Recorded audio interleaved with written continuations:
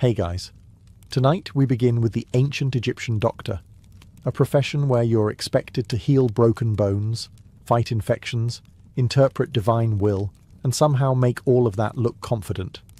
So before you get comfortable, take a moment, like the video and subscribe, but only if you genuinely enjoy what I do here. And let me know in the comments where you're tuning in from and what time it is for you. It's always fascinating to see who's joining us from around the world. Now, dim the lights and let's ease into tonight's journey together. Your day begins before the sun, because the sun at least has the decency to hesitate before committing to another scorching Egyptian day. You, however, do not get that luxury. If you are an ancient Egyptian doctor, sleeping in is not an option.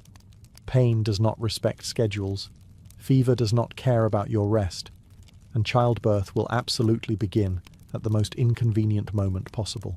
You rise from your sleeping mat with the enthusiasm of someone who already knows today will involve blood, complaints, and at least one patient who insists they followed your instructions when you personally watch them do the opposite. The air is still cool, Egypt's brief daily apology, and you enjoy it while it lasts.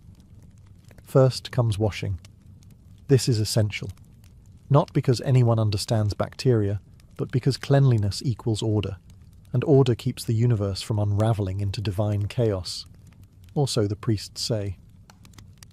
You wash your hands carefully, knowing full well that by midday they will be covered in substances no amount of rinsing will emotionally prepare you for. Being a doctor puts you in an awkward social category. You are respected, but not powerful, trusted, but suspiciously watched. People believe you possess knowledge, but also believe that if something goes wrong, you probably annoyed a god by blinking incorrectly. This means your morning routine requires confidence, humility, and a quiet internal promise not to anger any invisible forces before breakfast. You mentally review the possibilities for the day. Broken bones, manageable; cuts, acceptable; fevers, concerning; infections, deeply annoying. There is also the mysterious category of something is wrong, but I cannot explain what, which will inevitably arrive accompanied by dramatic sighing. Outside, the city is already waking up. Bakers are at work.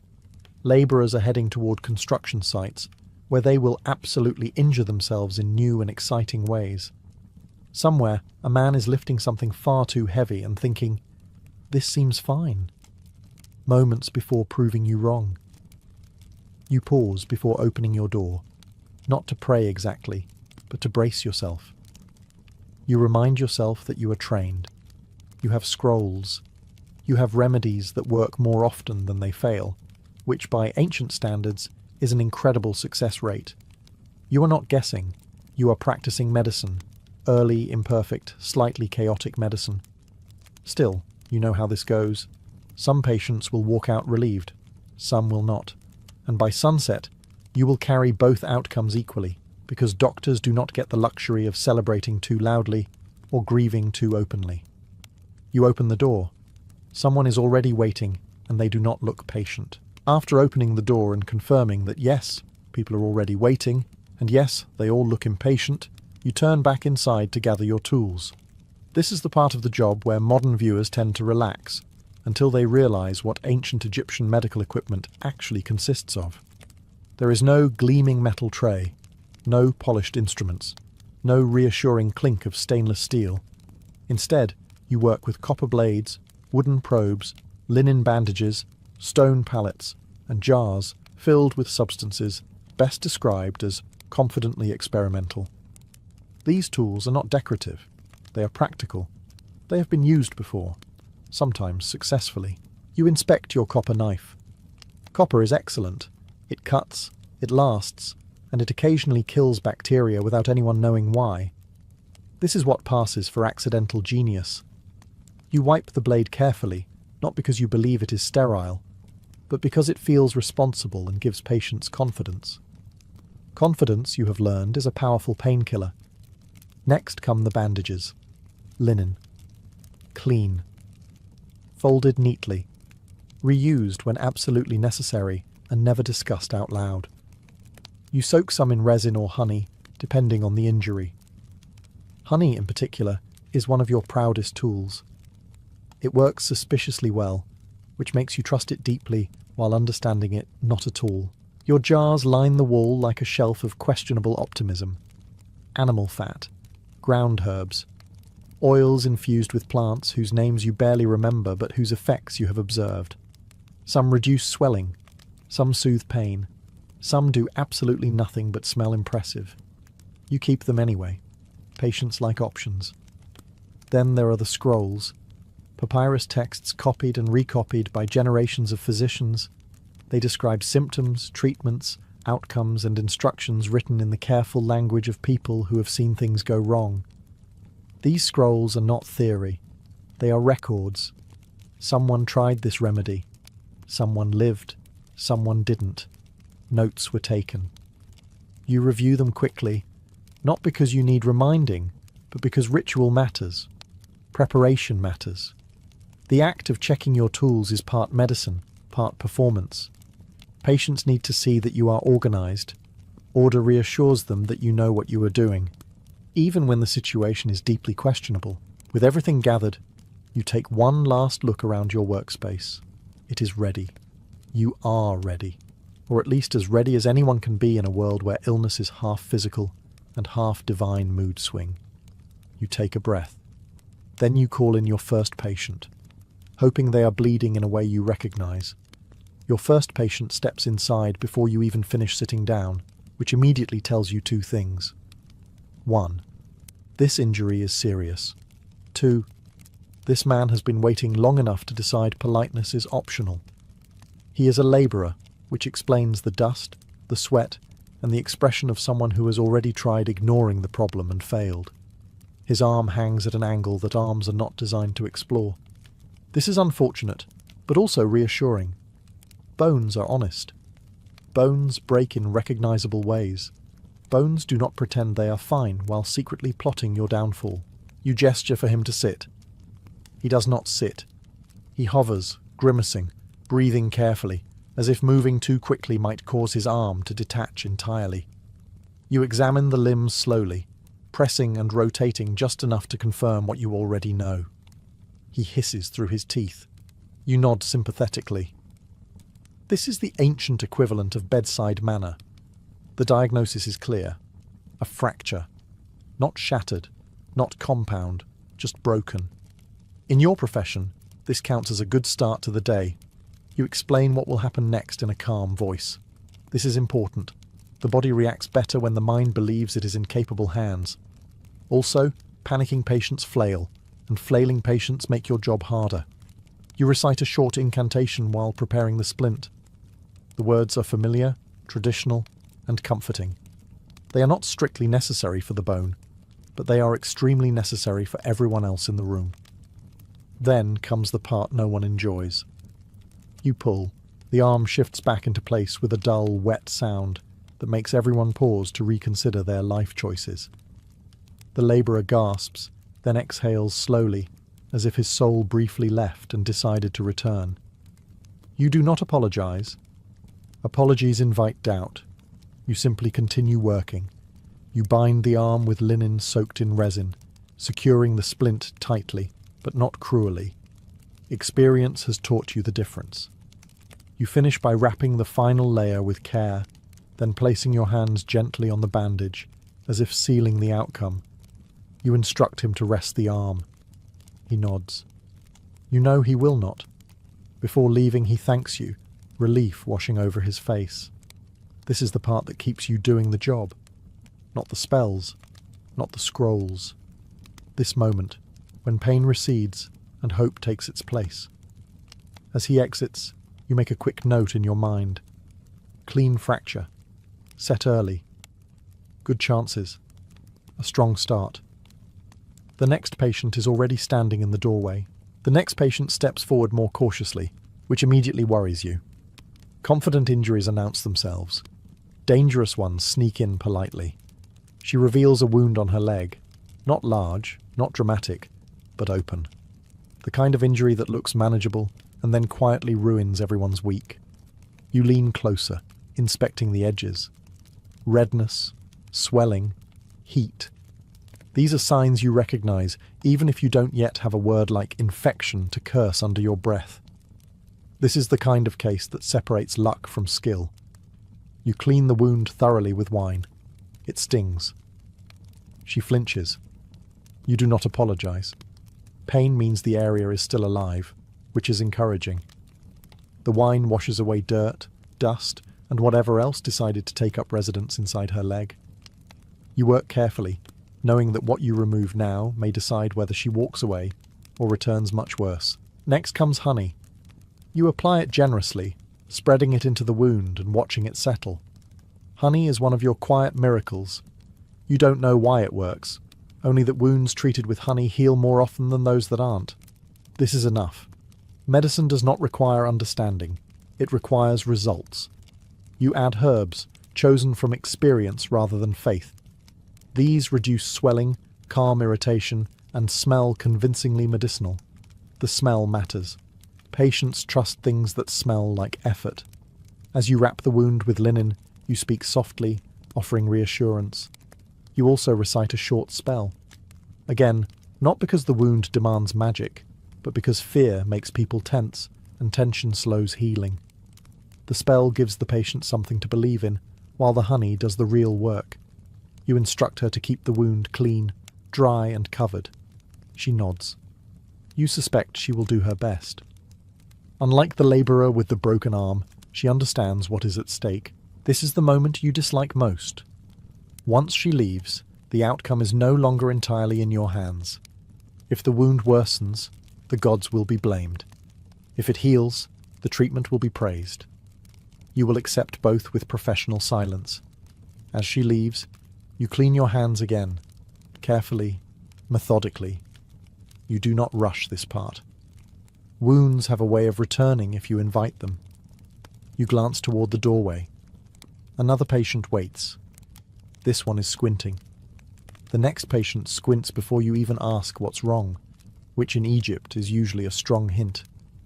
The land is bright, dusty, and unforgiving. The sun reflects off sand, stone, and water with equal enthusiasm, and the wind carries grit directly into places grit has no business being. Eyes suffer. Constantly. He sits, carefully, blinking as if each movement might offend his face. You ask him to open his eyes wider. He does not enjoy this request. You lean closer, examining the redness, the swelling, the faint discharge. None of this surprises you. If anything, you're surprised more people can still see at all. Eye infections are common, persistent, and deeply irritating. They rarely kill, but they ruin days, weeks, and sometimes lives if ignored. And ignoring them is popular, because people prefer pretending problems will solve themselves. They rarely do. You prepare an ointment made from copper salts, mixed with honey. The copper helps, the honey helps. Why they help is still a mystery, but the results are hard to argue with. You stir carefully, making sure the mixture looks serious and authoritative. Presentation matters when you're about to apply something to someone's eyeball. You warn him that it will sting. He nods bravely. It stings anyway. He flinches, grips the edge of the stool, and mutters something that may or may not be a prayer. You apply the ointment with practiced precision. Too much causes irritation. Too little causes disappointment. You aim for confidence. You instruct him to avoid rubbing his eyes. He nods again. You both know this instruction will be ignored within the hour. Rubbing is irresistible. You say it anyway because it's your duty. You also recite a brief incantation. This serves two purposes. One, it reassures the patient that divine forces are involved. Two, it gives you a moment to let the ointment settle without being blamed for the discomfort. Sometimes these treatments work beautifully. Swelling fades, vision clears, gratitude follows. Other times, the condition lingers. When that happens, it is described as strong, which is ancient medical language for "we tried." Before he leaves, you remind him to return if the pain worsens. He agrees. You suspect he will wait too long, because hope and denial are powerful companions. Once he's gone, you rinse your tools and hands again. Eye work demands cleanliness, even if no one fully understands why. You glance toward the doorway once more. Someone is holding their stomach. This day is not slowing down. The next patient enters already holding their stomach, which is rarely a good sign but extremely common. Stomach problems are the background noise of ancient life. If someone is not bleeding, coughing, or squinting, they are probably nauseous. You invite him to sit. He does so carefully, as if his insides might fall out if he moves too quickly. He explains the symptoms in detail: cramping, discomfort, and a deep sense of betrayal by his own body. You listen patiently, nodding at the appropriate moments. This part is important. People feel better when someone appears confident about their suffering. The cause is rarely mysterious. Too much beer, bread that was stored too long, water drawn from a place that should not be named. Sometimes all three. Egypt provides food abundantly, but it also provides opportunities for digestive regret. You consult your remedies. Stomach treatments are more about balance than cure. Herbs to calm the gut. Instructions to rest. Advice to avoid certain foods that the patient will absolutely eat again tomorrow. You prepare a mixture designed to soothe rather than punish, which is already an improvement over some earlier traditions. You explain the treatment carefully. You tell him to drink the mixture slowly. You tell him to avoid heavy food. You tell him to rest. He nods, clearly planning to do exactly one of those things, and even then, only briefly. You also offer a short prayer. Not because the stomach requires divine intervention, but because stomach pain makes people anxious, and anxiety makes stomach pain worse. This is an observation you have made repeatedly, even if you don't have a scroll explaining it. As he leaves, you remind him to return if the pain worsens. He thanks you, relieved to have an explanation, even if the explanation is, your bread betrayed you. You wash your hands again. Stomach cases require caution. They also require patience. Some improve quickly, some linger. Some return after the patient ignores every instruction you gave them and drinks questionable beer with friends. You glance toward the doorway. Another person waits. This one looks uncomfortable in a way that suggests either fever or embarrassment. Possibly both. You take a breath.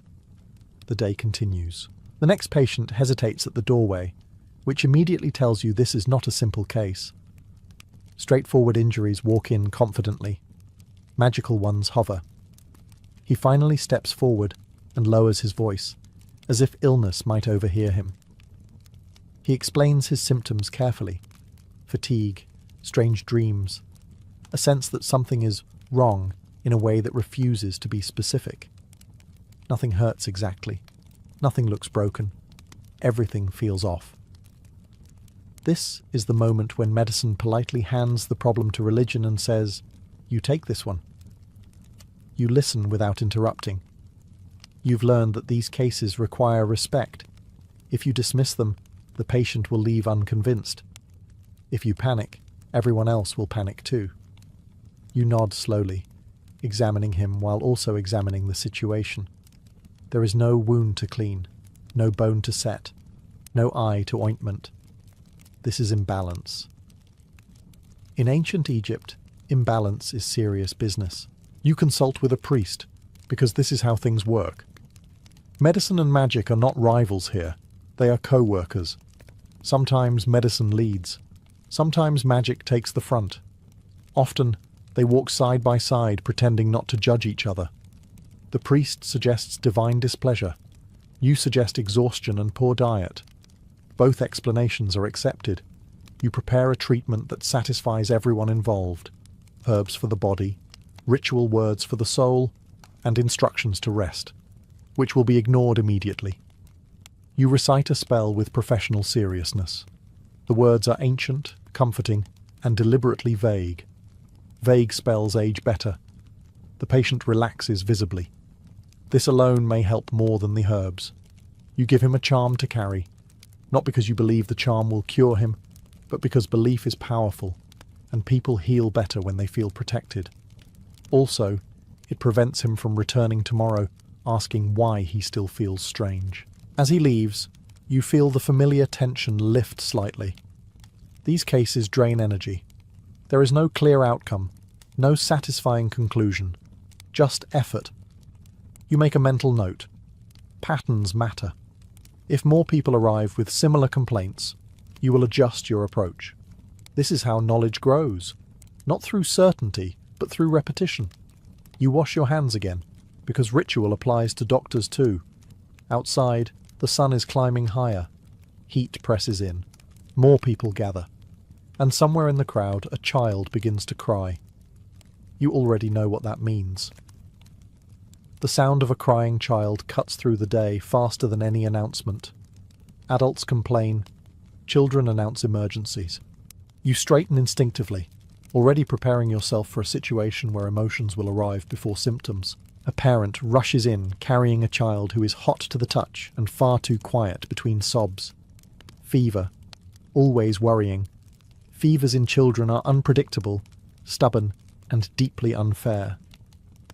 You place a hand on the child's forehead, feeling the heat radiate back at you like a warning. You examine carefully, skin, eyes, breathing. You ask gentle questions. How long has this lasted? What has the child eaten? Has anything changed recently? The parent answers quickly, anxiously, sometimes contradicting themselves. This is normal. Fear makes memory unreliable.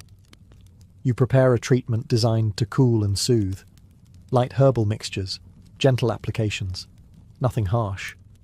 Children are not small adults. You have learned this the hard way. What helps a grown labourer could overwhelm a child completely. You speak softly while working, because calm spreads. Children respond to tone long before they understand words. The child relaxes slightly. This feels like progress. You do not celebrate yet. Parents watch your every movement. They are silent now, holding their breath, as if noise itself might break the spell. You are aware of their trust. It weighs more than any diagnosis. You recite a short prayer, not theatrically, quietly. This is not performance. This is reassurance, for the parents, for the child, and for yourself. You do not know how this will end. Anyone who says they do is lying. You instruct the parents to keep the child cool, hydrated, and watched closely. You tell them what signs to look for. You tell them when to return. You repeat yourself. Parents under stress forget instructions immediately. When they leave, you stand still for a moment longer than usual. Child cases linger. They follow you through the rest of the day, living in the back of your thoughts. You wash your hands again. Slowly, carefully. This is not habit, it is grounding. Outside, the crying has stopped. This is good, for now. You glance toward the doorway. Another patient waits. This one smells like animals, which usually means trouble. The next patient announces himself before speaking. He smells like animals, sweat, and a life spent making decisions that seemed reasonable at the time.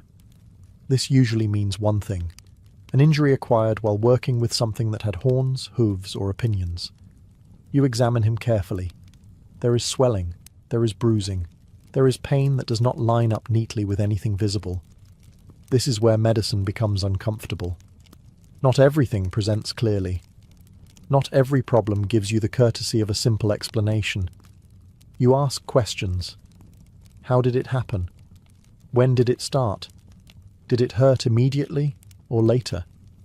The answers are vague, contradictory, and occasionally heroic. You nod anyway. Patients do not come for judgment. They come for reassurance that their body has not permanently betrayed them. You palpate the area gently, watching his face more than the injury. Pain tells you more than words. Nothing feels broken. Nothing feels torn. But something is wrong. This is the dangerous middle ground, where experience replaces certainty. You explain that rest is required. This is rarely popular. You apply a poultice meant to reduce swelling and bind the area carefully. You do not promise a quick recovery. Promises are how doctors lose credibility. This is one of those cases where outcome depends on things you cannot control. Will he rest? Probably not. Will the swelling go down? Maybe. Will he return tomorrow insisting it is worse? Almost certainly. You are aware always of the limits of what you know. Ancient Egyptian medicine is advanced for its time, but it is not magic. You cannot see inside the body. You cannot fight infection once it spreads. You work with observation, repetition, and experience. This is not ignorance. It is realism. Some illnesses resolve on their own. Some do not. Some respond beautifully to treatment. Others stubbornly ignore everything you do. The difference is not always obvious. You make a mental note of the symptoms. You store them away. If another patient arrives with similar complaints, you will connect the dots. This is how knowledge grows. Slowly, quietly, without applause. As the man leaves, he thanks you.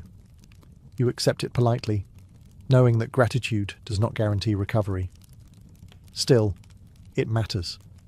You wash your hands again.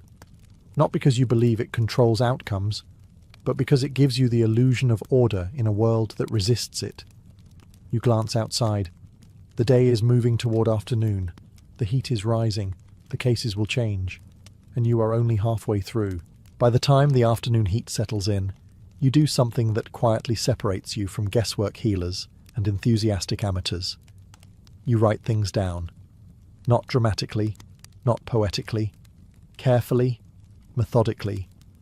Like someone who has learned that memory lies, but ink usually doesn't. You unroll a sheet of papyrus and review the day so far. Broken arm, clean fracture. Set early. Good outcome expected, assuming the patient ignores your instructions in a reasonable way rather than an ambitious one. Wound treated with honey. Eye infection addressed. Stomach complaints noted. Child with fever. Watch closely. These notes are not for storytelling. They are for survival. Egyptian medicine takes record-keeping seriously. Every remedy you use has history behind it. Someone tried it before. Someone lived long enough to say, yes, that helped, or quietly disappeared from the records. Either way, lessons were learned. You copy remedies carefully, preserving wording exactly. Changing phrasing carelessly is how spells stop working and treatments lose credibility. Precision matters, even when you don't fully understand why. This is where medicine starts to feel less mystical and more professional. You notice patterns. Certain wounds heal faster with honey. Certain fevers respond to cooling treatments. Certain stomach pains reliably follow bad beer and bad decisions. You don't have theories. You have observations. And observations are powerful. Writing also gives you a moment to breathe. Patients are loud. Paper is quiet. Ink does not interrupt you with new symptoms halfway through a sentence. For a brief stretch of time, you are alone with your thoughts, your notes, and the comforting illusion that the day is under control. You pause occasionally to sharpen your reed pen, blowing away fibres and wondering how something so small ends up deciding how clearly future doctors understand today. Knowledge survives because someone took the time to write instead of rushing to the next emergency. You glance up occasionally. The doorway remains active. People come and go. The day does not wait for documentation. But you persist anyway. Because this slow accumulation of experience is how medicine advances, even when no one notices. When you finish, you roll the papyrus carefully and set it aside. These notes may help you tomorrow, or next season, or long after you are gone. That thought is quietly comforting. You wash your hands again, stand, and prepare to face the next wave. The afternoon is not finished with you yet. As the afternoon stretches on, the work changes. Not in difficulty, but in tone. The early cases were urgent, loud, and obvious. Now come the ones that linger, the people who return, hovering in the doorway, unsure whether they are bothering you or saving themselves. A familiar face appears. Someone you treated earlier. They are not worse, but they are not better either. This is the most uncomfortable outcome. Improvement is celebrated. Decline is mourned. Stagnation simply stares at you, waiting. You examine them again, carefully, quietly, resisting the urge to rush. This is where responsibility presses hardest. They are watching you not just for treatment, but for reassurance that they were right to trust you in the first place. Being a doctor in ancient Egypt means carrying an invisible ledger. Every success adds weight. Every failure adds more. There is no way to set it down. You do not get to say, "I am tired," or "this is beyond me," even when it is. You simply adjust your tone, refine your approach, and try again. You change the treatment slightly, a different herb, a different application, a longer rest recommendation that will still be ignored, but feels morally necessary to say. You explain calmly, confidently. Doubt spreads faster than illness. People expect certainty from you. They believe that knowledge looks like confidence, not hesitation.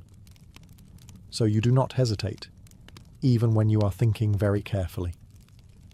The patient leaves again, hopeful enough to keep going. You remain, sitting still for a moment longer than usual. These are the cases that follow you home, the ones without dramatic beginnings or endings, the ones that depend on time, luck, and whether the universe feels cooperative. You glance at your tools. They are the same as this morning. Simple, honest, limited. You work within those limits every day, and you do not resent them. Limits define the work. Outside, voices rise and fall. The city moves on. People live, argue, eat, and make decisions that will eventually bring them back to your doorway. You wash your hands again, not out of habit, but because it feels like resetting something internal. A pause between responsibility and action. There are still patients waiting, and they believe you can help. That belief is heavier than any tool you carry. Just when you think the day might slow down, it does the opposite. The afternoon brings a second wave of patients, not because illness follows schedules, but because people spend the morning ignoring problems and the afternoon admitting defeat. The first arrives with a bite. Animal bites are never good news. This one comes from a goat, which is somehow both impressive and concerning. Goats, you have learned, bite with enthusiasm and zero remorse. You inspect the wound carefully. Teeth marks, broken skin, redness already forming. You feel the familiar tightening in your chest that says, "This could go badly if we're unlucky." You clean the wound thoroughly. Wine first. The patient hisses. You apply honey. The patient relaxes. Honey has that effect on wounds and morale. You bind the area firmly and remind him to keep it clean. He promises. You have heard promises before. Next comes a cut from a farming tool, then a burn, then swelling from a fall that was not that serious until it very clearly was. None of these injuries are dramatic on their own. Together they form the steady rhythm of a working society, slowly injuring itself in predictable ways. You move efficiently now. The hesitation of morning is gone. Your hands know what to do before your thoughts finish forming. Clean, apply, bind, reassure, repeat. This is not rushing. It is experience settling in. The heat presses harder as the sun lowers. Sweat sticks to your skin.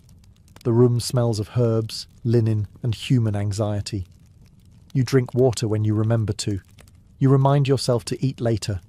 Hunger can wait. People cannot. One patient arrives too late. Not dying, but worse. Infection has already spread. The skin is hot, the swelling angry. You do what you can, knowing full well that outcomes are uncertain. You do not lie. You speak carefully. Honesty delivered gently is its own kind of treatment. Between patients, you adjust supplies. More bandages, less honey. Always less honey than you would like. You silently thank the bees for their ongoing cooperation. The line outside finally begins to thin. Voices fade. Footsteps retreat. You realize you have been standing for longer than feels reasonable. This part of the day is exhausting, not because the work is hard, but because the stakes never change. Every person matters equally. There are no small cases when you are the only option. As the last patient leaves, you pause, leaning against the wall. The rush is over. The consequences, however, will unfold overnight, and tomorrow morning you will hear about them. As the flow of patients finally slows, you do something deceptively simple. You clean, not hurriedly, not carelessly, thoroughly, deliberately, as if the act itself is part of the medicine. In ancient Egypt, cleanliness is not a preference, it is a principle. Order must be restored at the end of the day, or chaos will happily linger. You wash your hands again, even though you have already washed them countless times. Water runs over skin that feels older than it did this morning. You scrub beneath your nails, rinse away dried honey, resin, and whatever else the day decided to leave behind. You do not know about microbes, but you know that clean hands feel right, and rightness matters. You clean your tools next. Copper blades wiped carefully, wooden splints set back in place, linen bandages folded, sorted, and quietly judged for whether they can be reused without tempting fate. Jars are sealed. Herbs are returned to their containers. Nothing is left out. Disorder invites mistakes tomorrow. This process is calming, predictable. Unlike patience, tools behave. You also perform small rituals, nothing dramatic, nothing theatrical. A quiet word of thanks, a brief acknowledgement of the gods, not begging, not bargaining, just recognition. The day could have gone worse. That is worth acknowledging. Cleanliness, in Egyptian thought, is tied to mate, cosmic balance. You may not control outcomes, but you can control your actions. You can end the day with order instead of exhaustion-fueled chaos. That matters more than it sounds. As you work, the noise outside softens. The city shifts into evening, voices lower, footsteps slow. Somewhere someone is cooking. Somewhere else, someone is regretting a decision that will bring them back to you tomorrow. You take a moment to sit. Not collapse, sit. There is a difference. You stretch your hands, roll your shoulders, and feel the quiet weight of the day settle in. Not crushing, just present. This part of the job is invisible. No one thanks you for clean tools. No one applauds folded linen. But tomorrow's success depends on what you do now. You finish, stand, and look around your workspace. It is ready again. Reset, balanced. The day is almost over, but before rest comes reflection, because the mind, unlike the body, does not turn off easily, and you still have one more thing to face. As evening settles in, the world grows quieter, but your mind does not follow instructions. Bodies may rest, but thoughts have a habit of pacing. You sit alone for a moment, letting the sounds of the city fade into something manageable, and take stock of the day you just survived. Some patients improved. You can feel it. The labourer with the broken arm will sleep tonight without sharp pain. The woman with the wound has a chance. The child's fever might break. These are victories, even if no one announces them. You allow yourself a small, private nod. Nothing dramatic. Doctors who celebrate too loudly invite disappointment. Other cases linger in your thoughts. The swelling that might worsen. The infection that arrived too late. The patient who promised to rest with a tone that suggested they absolutely would not. These are not failures, not yet, but they carry weight. Medicine does not offer clean endings. It offers probabilities and patience. You offer thanks to the gods, but not in the way people imagine. This is not begging or bargaining. You are not asking for miracles. You are acknowledging endurance, yours and theirs. Gratitude without expectation. Appreciation without illusion. You have learned that hope is useful, but certainty is dangerous. People believe doctors have answers. What you actually have are tools, experience, and the discipline to keep trying even when outcomes refuse to cooperate. That truth does not disappoint you anymore. It grounds you. You think briefly about the trust placed in you. How easily people step into your space, expose their pain, and hand you responsibility for outcomes you cannot fully control. It is humbling. It is exhausting. It is quietly extraordinary. You also think about tomorrow, because there will be one. There always is, until there isn't. More patience, more decisions, more moments where you must appear confident while thinking very carefully. the work never really ends. It only pauses long enough for sleep. You rise, stretch slowly, and prepare to leave your workspace. Tools are clean, notes are written, balance is restored as much as it can be. This is as close to closure as medicine allows. Outside, the sky darkens, lamps glow, families gather. Somewhere, someone feels better because of something you did today, even if they never fully understand why. You allow yourself one last thought before rest claims you. You did what you could. And in this world, that matters. Tomorrow, you will do it again. Night finally arrives, and with it, permission to stop being needed for a few precious hours. You lie down on your mat, body tired in a way that feels earned, and allow the darkness to settle. This is the part of the day no one sees. No patience, no prayers, no expectations. Just you, your thoughts, and the echo of everything that passed through your hands.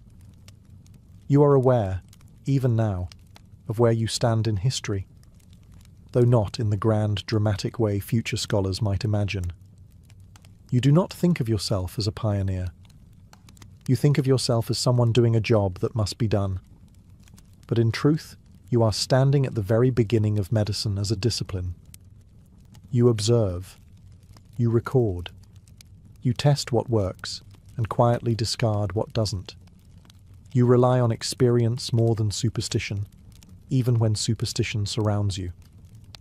You understand the body not as a mystery to fear, but as a system, imperfect, fragile, but often surprisingly resilient. This does not make you all-powerful. Far from it. Some patients will not recover. Some illnesses will defy everything you know. And tomorrow you will feel that familiar knot in your chest again when someone arrives too late or suffers too deeply. Medicine does not spare you from helplessness. It teaches you how to live with it. Still, you make a difference. Not through miracles, but through consistency. Through showing up. Through treating pain seriously even when answers are incomplete. Through refusing to surrender to chaos, even when chaos is loud, insistent, and wearing a convincing disguise. You smile faintly at the irony. Thousands of years from now, people will call what you do primitive, while quietly benefiting from the foundation you helped build. They will forget the uncertainty, the pressure, the human weight of it. They will remember the progress, and that is fine. You close your eyes knowing that tomorrow someone will wake up healthier because of you. Someone else will simply feel less afraid. Both outcomes matter. Sleep comes slowly, but honestly. Because today, you were not a magician. You were not a priest pretending to heal. You were not guessing. You were a professional, working with the best tools available to you, guided by observation, discipline, and care. And in a world still learning how bodies work, that is no small thing. Tomorrow, before the sun rises, you will wake again, and medicine will begin, all over. Long before people carried documents, wore uniforms, or even shared a common written language, hair functioned as one of humanity's earliest identity systems. In the ancient world, your hairstyle spoke for you the moment you entered a space. It told others whether you were free or owned, powerful or humble, married or available, sacred or dangerous. Hair was not decoration first.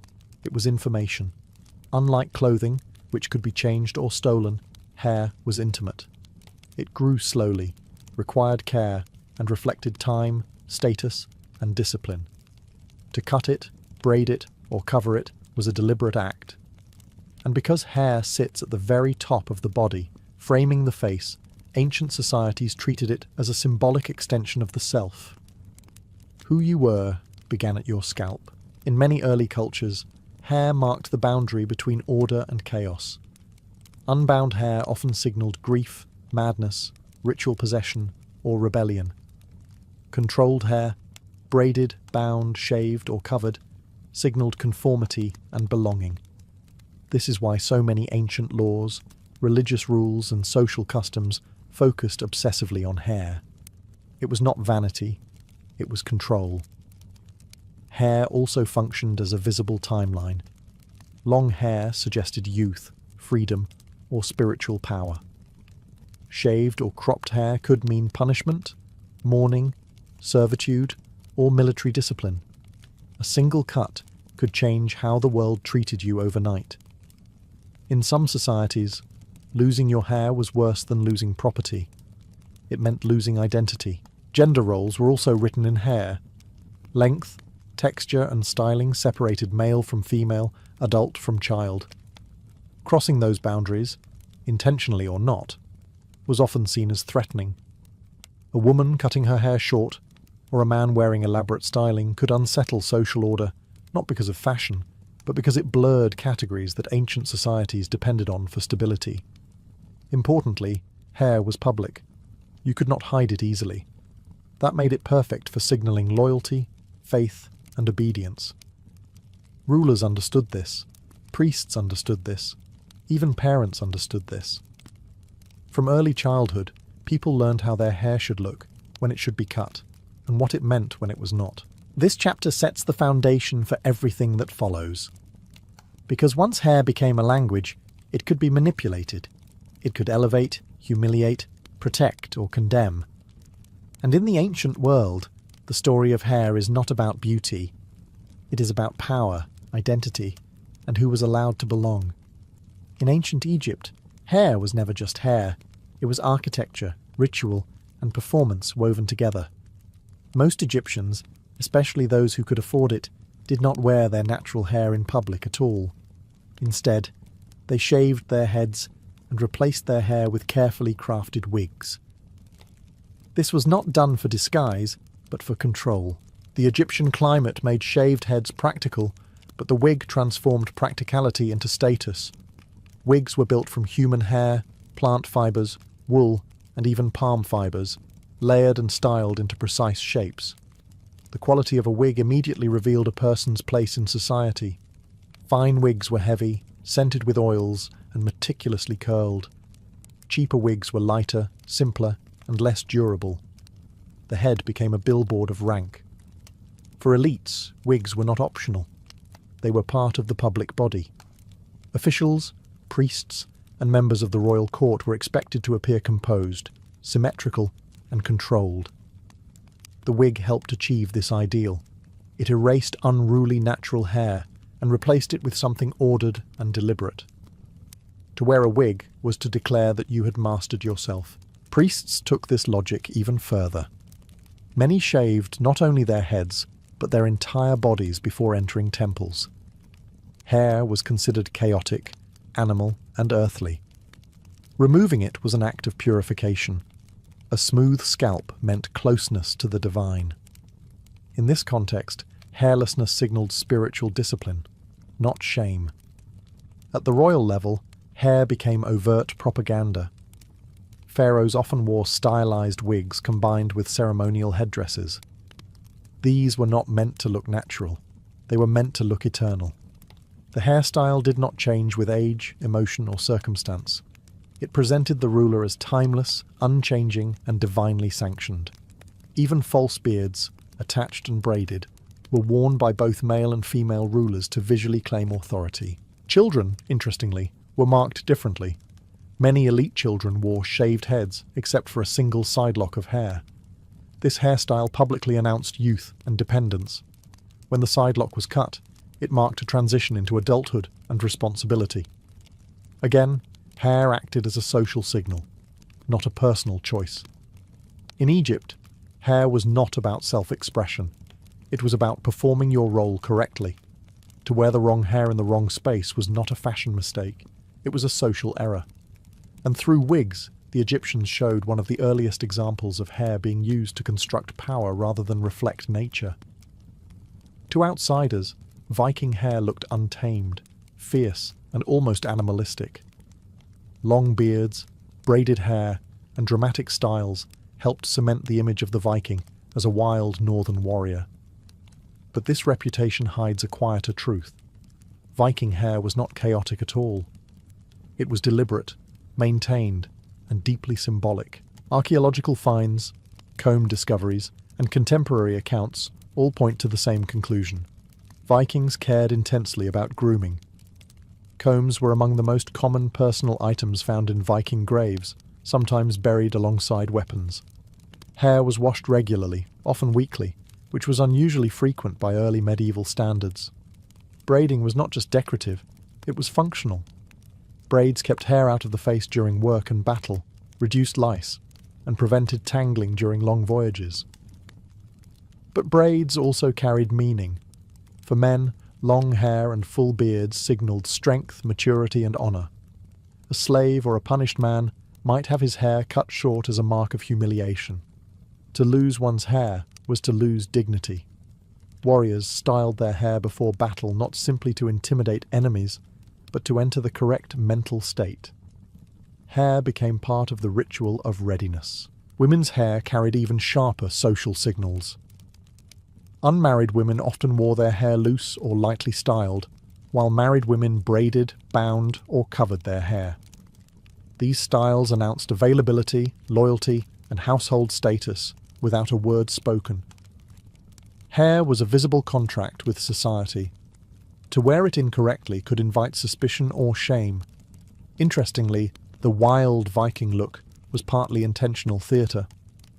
Foreign observers, especially Christian chroniclers, exaggerated Viking appearance to emphasize their otherness. Vikings themselves understood this reputation and sometimes leaned into it. Elaborate braids, shaved sides, and dramatic beards could project fear and dominance, especially during raids or negotiations. Hair became psychological warfare. Children again were marked through hair. Young boys and girls wore simpler styles, with hair length increasing with age. The transition into adulthood often came with a new hairstyle, marking readiness for responsibility, marriage, or warfare. These changes were not casual. They were communal acknowledgements of growth. What appears at first glance to be raw nature was in fact controlled identity. Viking hair balanced cleanliness and ferocity, order and intimidation. It allowed individuals to signal strength without speaking and belonging without paperwork. In a world where reputation travelled faster than written records, hair helped ensure that when a Viking entered a room, or stepped off a ship, everyone knew exactly what kind of person had arrived. In ancient Rome, hair was political. It reflected not only personal status, but moral character, civic virtue, and loyalty to the state. Romans believed that a well-ordered society required well-ordered bodies, and hair sat at the centre of that belief. To look Roman was to wear your hair correctly. For Roman men, simplicity was power. Short, controlled hair signalled discipline and seriousness. Excessive styling was viewed with suspicion, associated with foreigners, decadence, or moral weakness. A respectable Roman citizen kept his hair neat and modest, mirroring the ideals of self-restraint and rational control that defined Roman masculinity. When Julius Caesar began wearing his hair combed forward to hide baldness, it was quietly tolerated only because of his unmatched authority. For others, such vanity could ruin reputations. Beards tell an important story here. Early Romans were clean-shaven, seeing facial hair as barbaric. Later, during periods of Greek influence, beards returned as symbols of philosophy and intellect. The face became a cultural battleground. Shaving or not shaving was no longer just grooming. It was alignment with an idea of Rome. Women's hair was even more strictly regulated. Hairstyles communicated marital status, wealth, and moral virtue. Elaborate coiffures involving braids, curls, and hairpieces became fashionable among elite women during the empire. These styles required enslaved hairdressers, hours of labour, and imported hair. Complexity itself became a status symbol. The higher and more intricate the hairstyle, the clearer the message. This woman belonged to the elite. But with visibility came scrutiny. Roman moralists often attacked fashionable hairstyles as signs of excess and corruption. A woman's hair was expected to reflect modesty and loyalty to her household. Loose or uncovered hair could imply sexual impropriety, grief, or rebellion. Even widows were expected to alter their hair as a public sign of mourning. Hair also marked punishment and exclusion. Slaves were often cropped or shaved to make their status immediately visible. Criminals and adulteresses could have their hair cut as public humiliation. In Rome, hair could be taken away to strip a person of dignity faster than any legal document. Perhaps most revealing is how quickly hair changed during crisis. During times of mourning or political chaos, Romans let their hair grow wild. Order dissolved on the body before it returned to the streets. When stability was restored, hair was cut again. In Rome, then, hair was not a private matter. It was a public declaration of obedience, morality, and belonging. To wear it incorrectly was not rebellious fashion. It was social danger. In ancient and early classical Japan, hair was treated as something closer to a moral extension of the body than a simple physical feature. It reflected discipline, hierarchy, and one's relationship to society. Unlike cultures that emphasized cutting or reshaping hair, Japanese traditions focused on control, restraint, and continuity. Hair was not meant to shout, it was meant to signal refinement. For much of Japanese history, especially among the aristocracy, hair was worn long. Both men and women allowed their hair to grow, often straight and carefully maintained. Length itself carried meaning. Long, healthy hair suggested self-discipline, lineage, and stability. Cutting it without cause could be seen as a form of social rupture. Hair was not casually altered, it was altered with intent. Court women are the clearest example. Elite women wore extremely long hair, sometimes reaching the floor. This was not practical, and that was precisely the point. The length communicated leisure, status, and insulation from manual labor. Maintaining such hair required servants, oils, combing rituals, and constant attention. Hair became a visible measure of privilege and refinement. Men's hair also followed strict codes. Styles changed with rank, occupation, and era, but the underlying principle remained the same. Hair must reflect order. Certain hairstyles marked adulthood, while others signaled youth or service. The act of styling hair was often ritualized, performed slowly and deliberately. Rushed or careless grooming implied moral laxity. Religion added another layer. In Buddhist tradition, shaving the head symbolized renunciation of worldly attachments. When a man or woman became a monk or nun, the cutting of hair was not just symbolic, it was transformative. Identity was shed, strand by strand. The head became a visible statement of spiritual withdrawal. This act carried enormous weight because hair was so closely tied to personal and social identity. Hair could also mark disgrace. Being forced to cut one's hair outside accepted ritual contexts could signify punishment or shame. Because hair symbolized continuity and self-mastery, its removal disrupted that narrative. The person was visually marked as having fallen out of alignment with social expectations. What makes Japanese hair culture distinctive is its quietness. There was little emphasis on dramatic display or intimidation. Instead, hair communicated inner discipline. The message was subtle but powerful. A controlled exterior reflected a controlled mind. In this way, hair became part of a broader cultural philosophy. Order began with the self began with the body, and the body, very often, began with how one treated their hair. Because hair carried so much meaning in the ancient world, altering it against custom became one of the most powerful tools of control. When societies wanted to punish, humiliate, or erase someone's identity without killing them, they often began with the hair. Cutting it, shaving it, or forcing it into the wrong style was a way to publicly rewrite who a person was allowed to be. In many cultures, forced hair removal marked disgrace. Slaves, captives, and criminals were commonly shaved to make their lowered status instantly visible. This was not about hygiene, it was about visibility. A shaved head told everyone that this person had lost autonomy. They no longer belonged fully to themselves. Their body had been claimed by the state, a household, or a conqueror.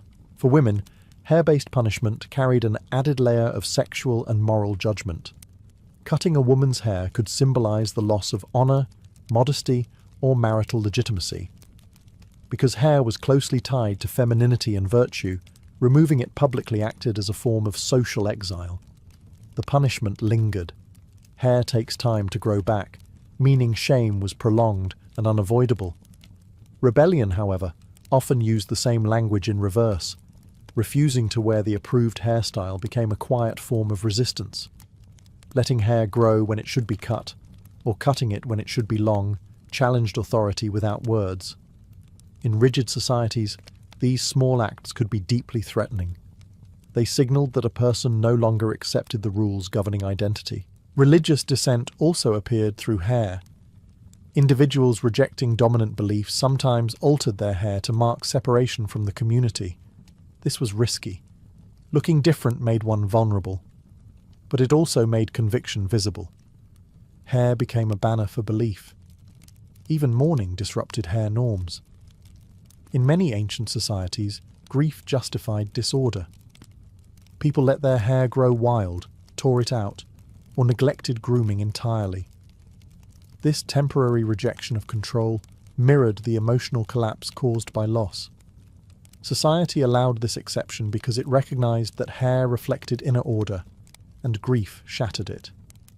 What makes hair such an effective tool of punishment or rebellion is its immediacy. You could not hide it easily. You could not argue it away. The body itself became the message. That is why rulers regulated hair and rebels targeted it. It sat at the intersection of visibility, identity, and time. In the ancient world, to control hair was to control how a person existed in public. And when that control was broken, by force or by choice, it revealed just how fragile social order really was. In the ancient world, hair was one of the clearest ways societies tracked a person's movement through life. Childhood, adulthood, marriage, maturity, and even approaching death were often marked not by documents or ceremonies alone, but by visible changes in hair. A single cut could announce that someone had crossed a threshold and could never return.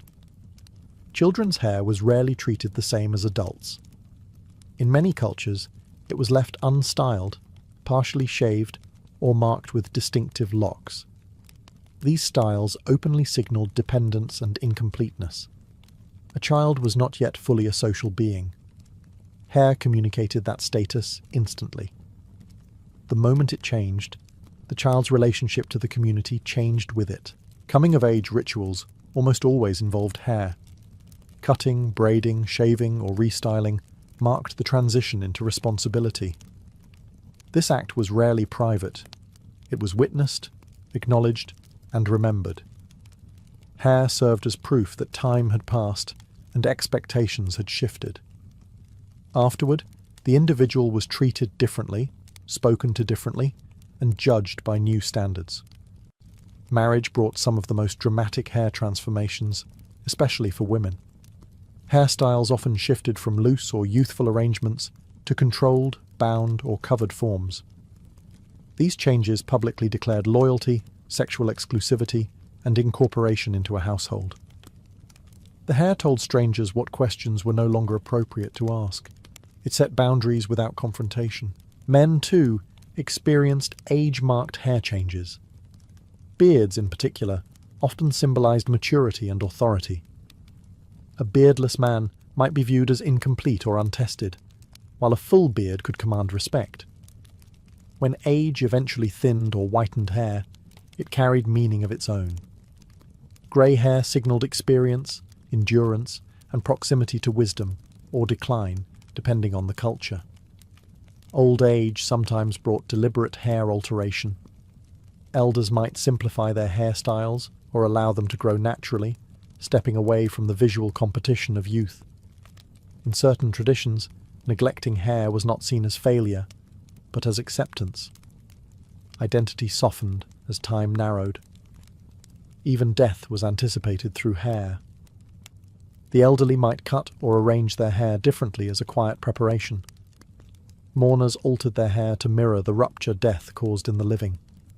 Once again, hair tracked life's most profound changes. Across cultures, hair functioned as a living timeline.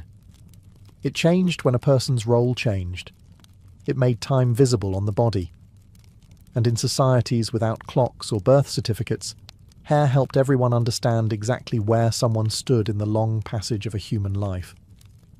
In the ancient world, hair was one of the fastest ways to identify who did not belong. Long before accents were heard or customs observed, hair announced difference. Its length, texture, colour and styling could immediately mark someone as foreign, suspicious or dangerous. Hair became a visual border. Every culture developed a sense of what normal hair looked like, and anything outside that standard drew attention. Greeks and Romans, for example, often described foreign peoples first by their hair: too long, too wild, too curled, too decorated. These descriptions were not neutral. They framed outsiders as excessive, undisciplined, or uncivilized. Hair became evidence in an unspoken trial. This fear worked both ways. Foreigners entering new lands were often pressured to alter their hair to blend in. Cutting it differently, shaving it, or styling it according to local norms was a survival strategy. To keep one's native hairstyle was to risk harassment, exclusion, or worse. Assimilation often began at the scalp. Conquerors understood the symbolic power of hair immediately. When empires expanded, they frequently imposed hair rules on conquered populations. This was not accidental. Forcing people to abandon traditional hairstyles weakened cultural memory. It erased visual continuity between generations. A child who no longer wore their people's hair no longer fully carried their identity. At the same time, resistance often clung to hair stubbornly. Maintaining traditional hairstyles became an act of quiet defiance. Even when language, clothing, or religion changed under pressure, hair sometimes remained untouched. It was harder to legislate and slower to erase. A braid, a knot, or a curl could preserve ancestry in plain sight. Hair also played a role in stereotyping enemies. Warriors were described as terrifying, partly because of how they wore their hair: spiked, braided, loose, or adorned. These images were exaggerated and repeated until hairstyle itself became shorthand for threat. Over time, fear attached itself not to actions, but to appearance. Interestingly, admiration followed fear closely. Exotic hairstyles could fascinate just as much as they unsettled. Elites sometimes adopted foreign hair fashions to signal worldliness or power over distant lands. What began as fear could become fashion once dominance was established. In this way, hair sat at the edge of identity and prejudice. It marked who belonged and who did not, who was familiar and who was suspect. In ancient societies obsessed with order, hair helped draw the line between us and them, often before a single word was exchanged. When ancient people looked at hair, they were not only seeing the present, they were seeing the past and the future layered together. Hair carried memory. It preserved traditions long after rulers fell, borders shifted, and languages changed. While buildings crumbled and texts were lost, hairstyles often survived, passed quietly from one generation to the next. Unlike laws or monuments, hair traditions lived on the body. Parents styled their children's hair the way they had been taught. Elders corrected younger generations when styles drifted too far. In this way, hair became a form of unspoken education. You learned who you were by how your hair was touched, tied, or cut. Memory was transmitted through hands, not books. This is why hairstyles often outlasted the cultures that created them. Even after conquest or cultural collapse, certain braids, knots, or rituals remained. They became fragments of identity that resisted erasure. To outsiders, they might look like habits. To those within the culture, they were anchors. A familiar hairstyle could reconnect someone to ancestors they never met. Hair also stored personal history. Scars on the scalp, changes in texture, or uneven growth told stories of illness, hardship, or survival. For ancient people, the body was an archive. Hair marked seasons of life, moments of loss, and times of stability. Cutting it was sometimes delayed precisely because it meant letting go of memory. In some traditions, hair was preserved after death, kept as relics, buried with care, or treated ritually. This practice reflected a belief that hair retained part of the self.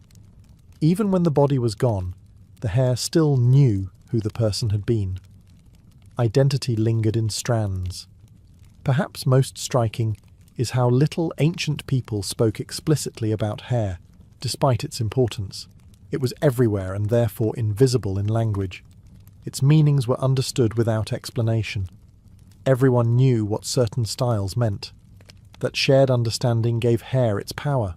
Looking back, ancient hairstyles function like a silent historical record. They reveal values that texts often ignore: fears about disorder, obsessions with control, ideals of beauty tied to morality, and deep anxieties about belonging. Through hair, we glimpse how ancient people experienced themselves in the world. In the end, hair was never just an accessory. It was a living symbol, growing, changing, remembering. And across the ancient world, identity quite literally took shape one strand at a time. In the middle of the 19th century, Alaska was not viewed as a prize. It was viewed as a mistake waiting to happen. To most Americans, the territory existed only as a vague shape on a map, a frozen mass hovering above the continent with no clear purpose. It was distant, unfamiliar, and overwhelmingly cold. There were no cities anyone had heard of, no farms to imagine, no roads to picture. Alaska felt less like land and more like a rumor. The timing could not have been worse. The United States had just survived the Civil War, a conflict that drained its economy, fractured its politics, and left deep social wounds. The federal government was focused on reconstruction, reunification, and survival. Against that backdrop, the idea of spending millions on an icy wilderness sounded not just foolish, but insulting. Critics asked why the nation should invest in snow when its own people were struggling. Popular newspapers ridiculed the concept relentlessly. Editorial cartoons showed polar bears wandering through American streets. Commentators joked that the territory was fit only for seals and ice. Alaska was framed as useless space, too cold for agriculture, too isolated for trade, and too empty to justify the cost of governing it. There was no gold rush yet, no oil, no strategic radar installations to change the conversation. All of that lay decades in the future. Geography made things worse. Alaska sat far from Washington, disconnected from the rest of the country, and dangerously close to British Canada. Some feared it would become a permanent military burden, requiring protection from foreign powers without offering anything in return. Others worried it would provoke diplomatic tension with Britain at a time when the United States could not afford another international conflict.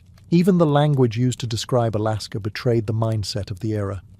It was called barren, desolate, empty, despite being home to indigenous peoples who had lived there for thousands of years.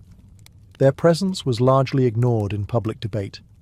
From the American imagination, Alaska was not a homeland. It was a blank space. So when talk of acquiring the territory began to circulate, many assumed it was a joke or a political distraction. No one yet saw Alaska as opportunity. At that moment in history, it was simply a frozen question mark, one that most Americans were perfectly content to leave unanswered.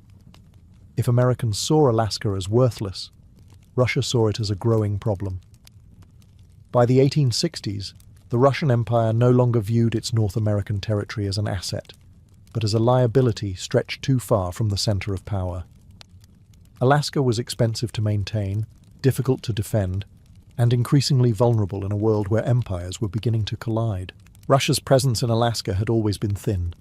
A handful of trading posts, missionaries and company outposts stretched across an enormous and unforgiving landscape. Supplying them required long, dangerous sea routes. Communication with St. Petersburg took months.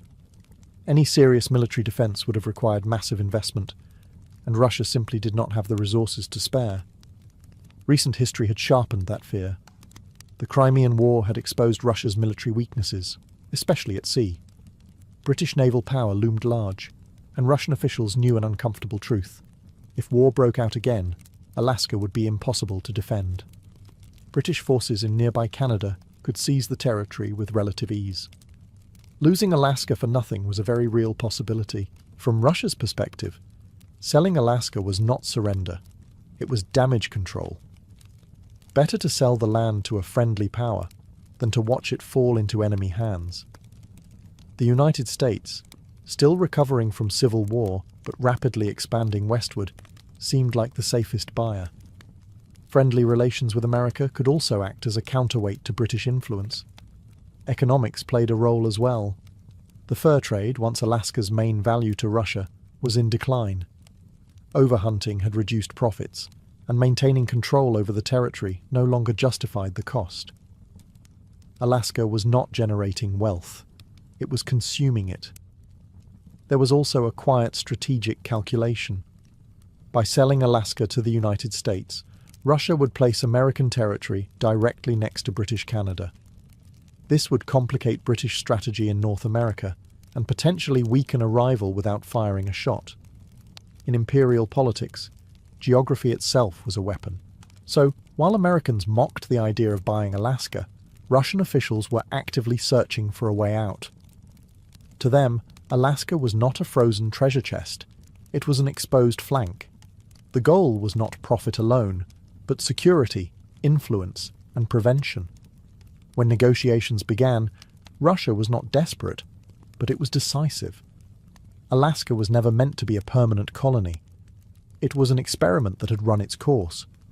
And now, Russia was ready to hand it over, before history took the decision out of its hands. The deal that would change Alaska's fate hinged largely on one man's willingness to gamble his reputation. William H. Seward, the United States Secretary of State. Seward was not driven by popular opinion. In fact, he often moved directly against it. Where others saw frozen emptiness, he saw long-term strategy, and that difference in vision would nearly destroy his political career. Seward believed the future of the United States lay beyond its current borders. He thought in terms of oceans, trade routes, and global influence rather than immediate public approval. To him, Alaska was not about what the land was at the moment, but what it could become. It offered access to the Pacific, proximity to Asia, and a strategic foothold in the far north. In an age when naval power and global trade were becoming decisive, Seward saw Alaska as a piece on a much larger chessboard. But this vision came with enormous risk. Seward was already a controversial figure, known for bold ideas and political stubbornness.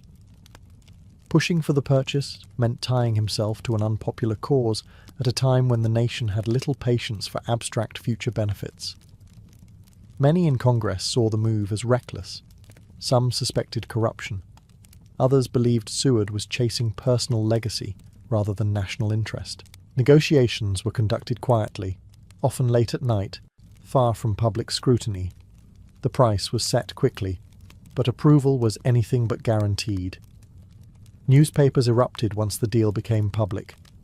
Critics mocked the purchase as Seward's folly and Seward's icebox, reducing complex geopolitics to punchlines. Editorials painted Seward as out of touch, obsessed with expansion, while the country struggled at home. What made the backlash worse was the lack of immediate justification. There was no dramatic discovery to point to, no instant reward to silence critics. Alaska remained cold, distant, and silent.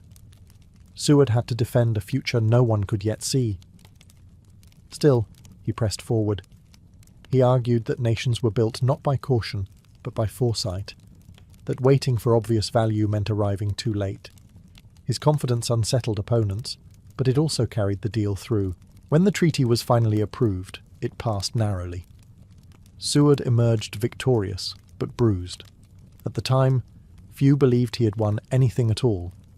History, however, was already quietly moving in his favour, even if no one yet realised it.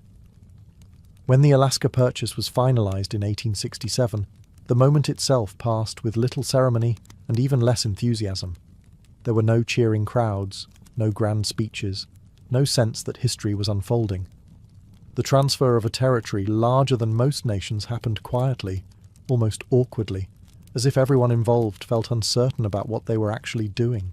The formal handover took place in Sitka, then known as New Archangel, a small settlement that had once served as the administrative centre of Russian America. On the appointed day, Russian and American officials gathered to lower one flag and raise another.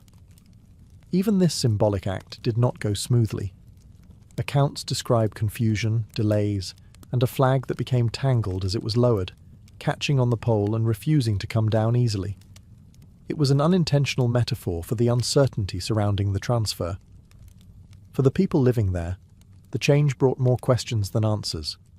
Russian officials prepared to leave, selling off property, dismantling infrastructure, and departing a land they had ruled lightly but consistently for decades. American administrators arrived with little understanding of the territory they had just acquired. There were few resources, vague instructions, and no clear plan for governance. Most Americans barely noticed the transfer at all. Newspapers mentioned it briefly, often with sarcasm. The nation's attention remained focused on reconstruction, political battles in Washington, and economic recovery. Alaska faded quickly into the background, a forgotten purchase tucked away at the edge of the map. But for indigenous peoples, the moment marked the beginning of profound upheaval. The treaty made no mention of them. Their land was transferred between empires without consent, consultation, or recognition. While Russian rule had been exploitative, it had at least acknowledged indigenous communities as part of the colonial system. Under American control, those protections vanished almost overnight. Legal confusion followed. Who owned the land? Who governed daily life? What laws applied? For years, Alaska existed in a strange limbo. American territory in name, but largely neglected in practice. Military administrators rotated in and out, enforcing rules inconsistently and often clashing with local populations. To critics, this only reinforced the idea that the purchase had been a mistake. Alaska seemed directionless, expensive, and disconnected. The promised future still refused to appear. Yet beneath the surface, something had changed permanently. Alaska was no longer a vulnerable outpost of a fading empire. It was now part of a growing power that, whether it realized it or not, had just extended its reach into the farthest north, and into a future that would slowly, inexorably justify the gamble. For years after the transfer, Alaska seemed determined to prove its critics right. It remained distant, underdeveloped, and largely ignored by Washington. The land was cold, transportation was primitive, and governance was minimal. To many Americans, Alaska was still nothing more than an expensive curiosity. But history was quietly preparing its rebuttal. The first cracks in the narrative appeared with gold. In the late 19th century, prospectors began uncovering gold deposits across Alaska and the Yukon region. News traveled fast. Suddenly, the frozen territory was no longer empty, it was rich. Thousands of people surged north, chasing fortune through brutal conditions. Towns sprang up almost overnight, ports filled with ships. What had once been mocked as useless now demanded attention. Gold changed Alaska's image, but it did not immediately change its treatment. The federal government remained distant, slow to invest, and often more interested in extraction than stability. Boomtowns were chaotic and dangerous. Indigenous communities were pushed aside as land was claimed, and resources seized. Alaska was valuable now, but value came with exploitation. The real transformation arrived in the 20th century with oil. Beneath Alaska's frozen surface lay vast reserves that would eventually become central to American energy strategy. When oil was discovered on the North Slope, the logic behind the purchase finally became undeniable. What had cost a few $1 million now underpinned billions in economic activity and long-term strategic security. But this vindication came at a price. Industrial development accelerated displacement. Pipelines cut across traditional lands. Environmental damage followed extraction. Alaska's wealth benefited the nation broadly, but its costs were felt locally. The land paid for its own redemption. Strategically, Alaska's value expanded beyond resources. During the Second World War and the Cold War, its location proved critical. Alaska became a frontline territory, a listening post, a defensive shield against potential northern threats. Military bases, radar stations, and infrastructure projects reshaped the landscape. What once seemed distant now felt dangerously close to global conflict. By the time critics fully realized how wrong they had been, the debate was over. Alaska was no longer questioned. It was essential. The phrase "Seward's folly" faded into irony, repeated only as a reminder of short-sighted judgment. Yet even as the purchase was celebrated as a masterstroke, the story remained incomplete. Wealth and strategy explained the nation's gain, but not the human cost. Alaska had proven its value to the United States. The question that lingered was whether the United States had proven worthy of Alaska. While gold, oil, and strategy slowly justified the Alaska purchase in the American imagination, those narratives left out the people who had always been there. For indigenous communities, the purchase was not a clever deal or a future investment. It was the moment their land became a commodity exchanged between distant powers without consent. When Russia transferred Alaska to the United States, indigenous peoples were not consulted, named, or protected in any meaningful way. The treaty treated the land as empty space, ignoring societies that had lived, traded, hunted, and governed themselves there for thousands of years. What changed was not ownership in any moral sense, but authority, the power to decide what would happen next. Under early American administration, indigenous communities faced confusion and erosion of rights. Russian rule had been exploitative, but it had recognized native groups as part of the colonial structure. The United States initially offered no such framework. Legal status was unclear. Land ownership was undefined.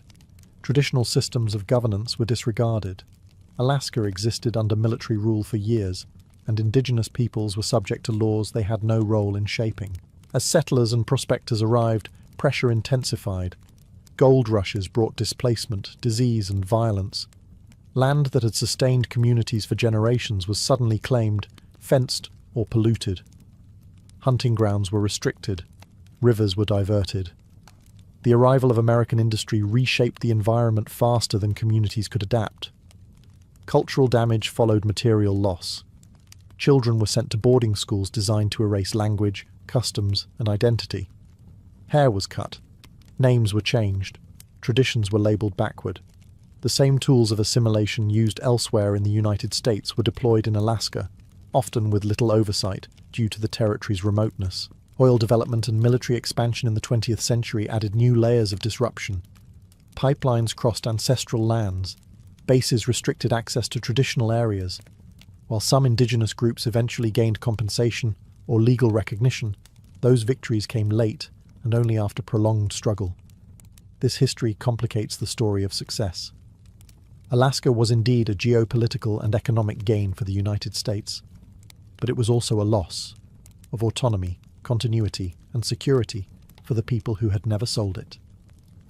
Understanding the Alaska Purchase fully means holding both truths at once. It was a strategic triumph built on displacement, a visionary gamble that succeeded materially, while leaving unresolved moral questions that still echo across Alaska's vast, beautiful, and contested landscape. For decades after its purchase, Alaska existed in a strange political in-between. It belonged to the United States, but it was not treated as fully American. It was governed from afar, spoken about rarely, and invested in reluctantly. This long period of neglect shaped Alaska as much as any gold rush or pipeline ever would. After the initial transfer, Alaska was placed under military control, not civilian government. Laws were enforced inconsistently, and local populations, both indigenous and non-indigenous, had little say in how the territory was run. Washington viewed Alaska as too distant to prioritize and too unimportant to empower. It was administered, not represented. Settlers quickly realized that Alaska lacked the basic political rights enjoyed elsewhere in the country. There was no voting representation in Congress. Federal decisions were made with minimal local input. Resources flowed out, but authority rarely flowed in. Alaska produced value, but remained politically voiceless. This neglect created tension. As population slowly grew, so did demands for recognition. Residents wanted infrastructure, schools, courts, and a say in governance. They wanted Alaska to stop being treated as a remote extraction zone and start being treated as a place where people actually lived. At the same time, the federal government remained cautious. Granting Alaska greater autonomy raised uncomfortable questions about land ownership, indigenous rights, and long-term responsibility. It was easier to delay than to confront these issues directly. World events eventually forced change. During the Second World War, Alaska's strategic importance became impossible to ignore. Japanese attacks in the Aleutian Islands shattered the illusion that Alaska was safely distant from global conflict. Suddenly, the territory was not peripheral. It was exposed. Military investment surged. Infrastructure expanded rapidly. Roads, airfields, and bases were built at unprecedented speed. This attention altered how Alaska was perceived. It was no longer a forgotten purchase. It was a frontline territory. The Cold War only deepened this shift, as Alaska became a critical northern shield and surveillance point. Defense spending brought jobs, population growth, and permanent American presence. Yet even as Alaska's importance grew, political equality lagged behind. It took decades of lobbying, debate, and frustration before statehood became a serious possibility. Alaska had proven its value many times over. What it had not yet secured was recognition as an equal partner in the Union. The struggle for statehood was not just about flags and paperwork. It was about ending limbo, about finally acknowledging that Alaska was not an experiment, not a gamble, and not a mistake, but a permanent and consequential part of the American story. When Alaska finally became a state in 1959, the moment was framed as a triumph. The long period of political limbo was over. Alaska now had representation, a constitution, and a formal voice in the federal system. On paper, the gamble of 1867 had reached its logical conclusion. But statehood did not resolve the deeper question of who truly benefited from the purchase. For many Alaskans, statehood brought opportunity. Federal investment increased, infrastructure expanded, roads, schools, and public services improved. Political participation became real, rather than symbolic. Alaska was no longer governed entirely from afar. Decisions could finally be shaped locally, at least in theory. But power over land remained uneven. Vast portions of Alaska were controlled by the federal government, not the state itself. National parks, military zones, and federally managed lands dominated the map. While this preserved wilderness, it also limited local authority. Alaska was a state, but not a typical one. Control was shared, fragmented, and often contested. Resource wealth intensified these tensions. Oil revenue transformed Alaska's economy and funded ambitious public programs. The state's decision to distribute oil profits directly to residents through annual payments became famous. It was a rare example of resource wealth being shared broadly rather than disappearing upward. Yet even this system masked deeper inequalities. Those closest to extraction sites bore environmental and cultural costs that financial compensation could not fully address. For indigenous communities, statehood was not liberation. It was another transition imposed from above. While later legislation would restore some land rights and recognize native corporations, these measures came after decades of dispossession. Statehood did not undo the damage of earlier neglect. It merely changed the structure through which disputes were managed. Nationally, Alaska became a symbol of foresight. The purchase was now celebrated as one of the greatest land deals in history. The narrative focused on numbers. How little was paid, how much was gained. This framing turned the story into a lesson about smart strategy and long-term thinking. But that celebration often ignored the human dimension. It reduced Alaska to acreage and assets, rather than lived experience. The success of the deal was measured in profit and power, not justice or consent. Statehood marked Alaska's full entry into the American system, but it did not settle the moral ledger. It simply moved the debate into a new phase, one where the land's value was undeniable, but the costs of acquiring and using it were finally impossible to ignore. Looking back from the present, the Alaska purchase is often framed as an obvious triumph. The price seems laughably small. The resources are immense. The strategic value is unquestioned. From this distance, the critics of 1867 appear short-sighted, even foolish. Seward's folly has become a punchline, a reminder that bold vision beats timid thinking. But this neat conclusion hides a far more complicated truth. Seward was right, but not in the way the legend suggests. He did not foresee gold rushes, oil pipelines, or Cold War radar stations. He did not predict exact outcomes.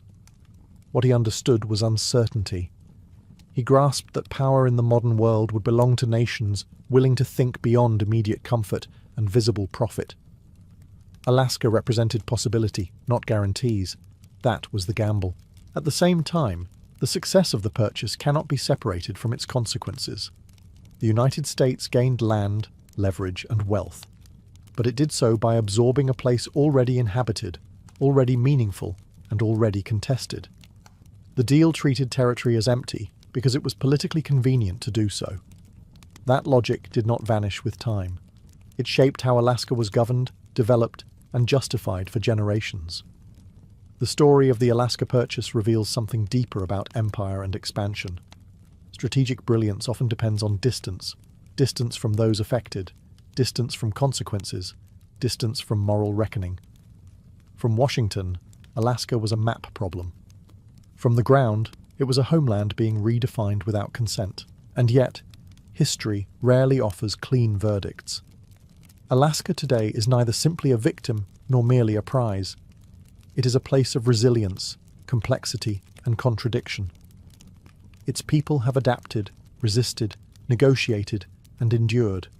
The land has been exploited, protected, fought over, and cherished, sometimes all at once. So was the Alaska Purchase a mistake? Economically and strategically, no. It reshaped American power in ways that still matter. But morally, it remains unfinished business. The deal solved Russia's vulnerability and expanded American reach, while creating new inequalities that echo into the present. In the end, Seward's folly was neither folly nor pure genius. It was a turning point, one that reminds us that history's greatest successes are often built on questions we are still trying to answer.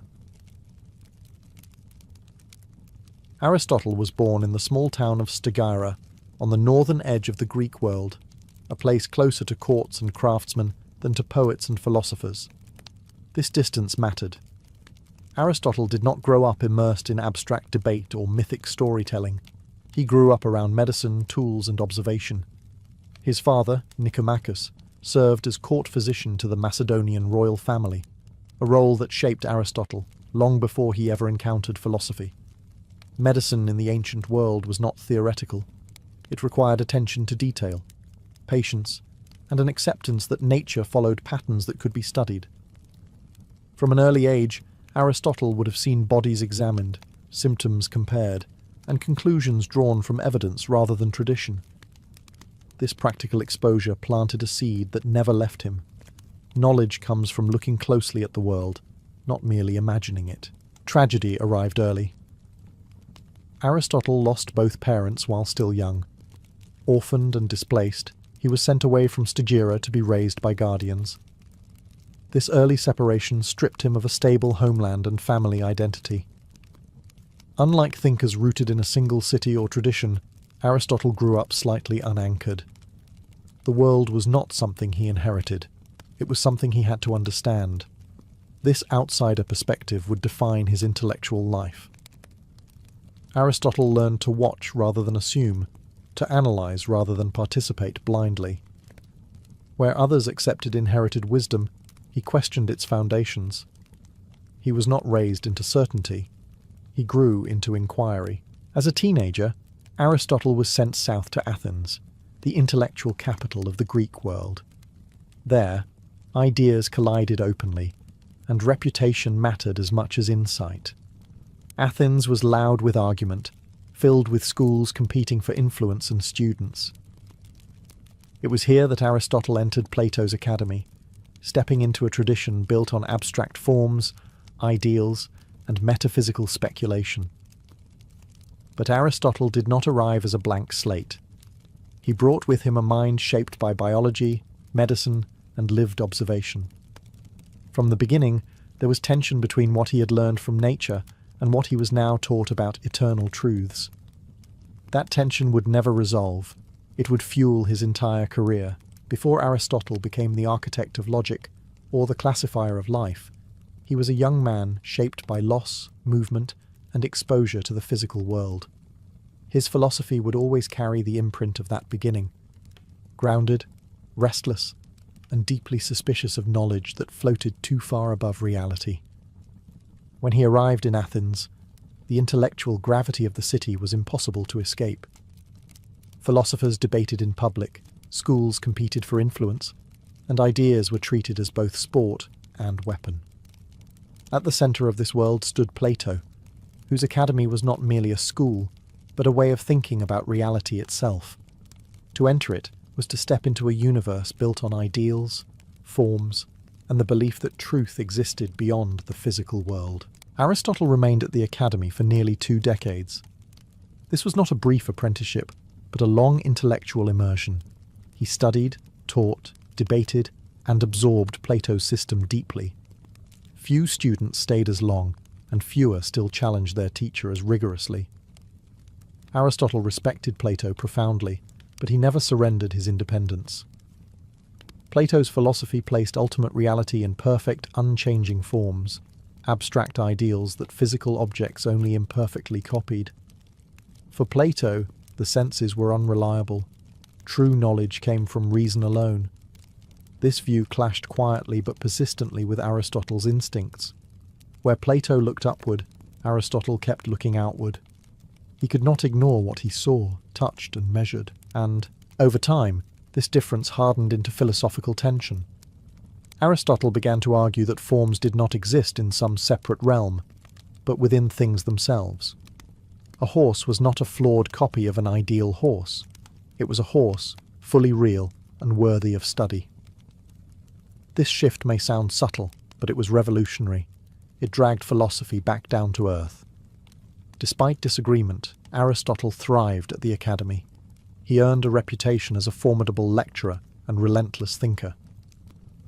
Some accounts suggest he was called the Reader because of his intense study habits. He dissected arguments with precision, questioned assumptions others took for granted, and pushed discussions toward clarity. Yet he never became Plato's chosen successor. That honor went to others more aligned with Platonic metaphysics. When Plato died, Aristotle left Athens. The decision was partly political, partly philosophical. Athens had grown hostile to Macedonians, and Aristotle's background made him vulnerable. But there was also a deeper reason. He had outgrown the academy. Those 20 years mattered enormously. Plato gave Aristotle a foundation, a discipline, and an opponent. The ideas Aristotle would later build were forged in dialogue with Plato's thought, sometimes refining it, often resisting it. He would later say that while he loved Plato, he loved truth more. That sentence defines their relationship and the birth of a new way of thinking. After leaving Athens, Aristotle's life took a dramatic turn, away from lecture halls and into the world of power. He was invited north to Macedonia by King Philip, who wanted the best possible education for his son. That son was Alexander the Great, a boy who would soon reshape the known world. Aristotle was no longer just a philosopher. He was now shaping a ruler. The setting itself was unusual. Aristotle taught Alexander not in a crowded city, but in a carefully arranged environment designed for focused learning. This isolation allowed philosophy, science, ethics, and politics to be taught as tools of leadership rather than abstract puzzles. Aristotle approached the task seriously. He believed rulers needed more than strength. They needed judgment. The curriculum went far beyond rhetoric. Aristotle introduced Alexander to Homer, especially the Iliad, which Alexander reportedly carried with him on campaign. But Aristotle did not teach Homer as poetry alone. He used it to discuss honor, rage, leadership, restraint, and consequence. Myth became moral training. Aristotle also emphasized observation of the natural world. He encouraged Alexander to study geography, animals, and peoples. This perspective mattered later, as Alexander's campaigns brought him into contact with cultures far beyond Greece. Aristotle's influence can be seen in Alexander's curiosity, his habit of asking questions, and his desire to understand what he conquered rather than simply destroy it. Yet the relationship was not without tension. Aristotle believed firmly in Greek superiority and held views about non-Greeks that modern readers find deeply troubling. He taught Alexander that Greeks were naturally suited to rule, while others were meant to be governed. Alexander would later both follow and violate this teaching, sometimes adopting local customs and elevating non-Greeks in ways that unsettled his former tutor. Still, the intellectual imprint remained. Aristotle gave Alexander a framework for thinking about power, ethics, and purpose. Conquest was not just about territory, it was about order, culture, and legacy. Whether Alexander truly absorbed Aristotle's restraint is debatable, but he absorbed his ambition for greatness. Eventually, the student outgrew the classroom. Alexander left to conquer. Aristotle returned to philosophy. Their paths diverged, but the connection endured symbolically. One expanded the physical boundaries of the world. The other expanded its intellectual ones. This chapter of Aristotle's life reveals something essential about him. He was not a detached thinker hiding from reality. He engaged directly with power, shaping it where he could. And in doing so, he tested whether philosophy could survive contact with the most dangerous force of all, ambition. When Aristotle returned to Athens, he did not go back to the academy. That decision was deliberate. His years under Plato had taught him discipline, but they had also clarified his differences. Aristotle was no longer interested in a philosophy that floated above the world. He wanted one that walked through it, catalogued it, and tested it against reality. So he founded his own school, the Lyceum. The Lyceum was unlike anything Athens had seen before. Teaching did not happen only in fixed lecture halls. Aristotle and his students walked as they discussed ideas, earning the school the nickname the Peripatetic School, from the Greek word for walking. Thought, in Aristotle's view, was not static. It moved, examined, paused, and moved again, much like life itself. Here, Aristotle began the work that would define him forever. He did not restrict himself to one discipline. Instead, he treated knowledge as a connected system. Logic mattered because it structured thought. Biology mattered because life demanded explanation. Ethics mattered because humans had to act. Politics mattered because no one lived alone. Philosophy, to Aristotle, was not a single subject. It was the study of how everything fit together. This approach was radical. Earlier thinkers often focused on what was eternal and unchanging. Aristotle focused on what existed and how it behaved. He dissected animals, observed plants, compared constitutions, and analysed poetry. Nothing was too small or too ordinary to deserve attention. If something existed, it could teach you something. At the Lyceum, knowledge was collected systematically. Students gathered data, recorded observations, and classified information. This was not speculation for its own sake. Aristotle wanted causes, patterns, and explanations grounded in evidence. He believed understanding came from asking not just what something was, but why it was that way. This shift laid the foundation for scientific thinking. Aristotle did not conduct experiments in the modern sense, but he insisted on careful observation and logical structure. Errors crept into his work, as they inevitably do when knowledge is expanding for the first time. But the method mattered more than the mistakes. He showed that the world could be studied systematically rather than mythically. The Lyceum became a hub of intellectual production. Aristotle wrote constantly, often in dense, technical prose meant for students rather than the public. These works were not polished dialogues like Plato's. They were working documents, tools for thinking. In founding the Lyceum, Aristotle created more than a school. He created a new posture toward reality. Philosophy from this point on would no longer be satisfied with contemplation alone. It would demand explanation. At the Lyceum, Aristotle turned his attention to something more fundamental than biology or politics, the structure of thinking itself. If humans were going to understand the world, he believed, they first needed to understand how reasoning worked. This led him to create what would later be called formal logic, not as an abstract game, but as a practical tool for truth. Before Aristotle, people argued brilliantly but inconsistently. Reasoning followed intuition, rhetoric, or tradition. Aristotle wanted rules. He analysed how conclusions followed from premises and why some arguments felt convincing even when they were false. From this effort emerged the syllogism, a structured form of reasoning where, if the premises were true, the conclusion had to be true as well. This was revolutionary. Thought itself now had a skeleton. But Aristotle did not stop at logic. He wanted to know why things existed and why they behaved as they did. To answer this, he developed his theory of causes.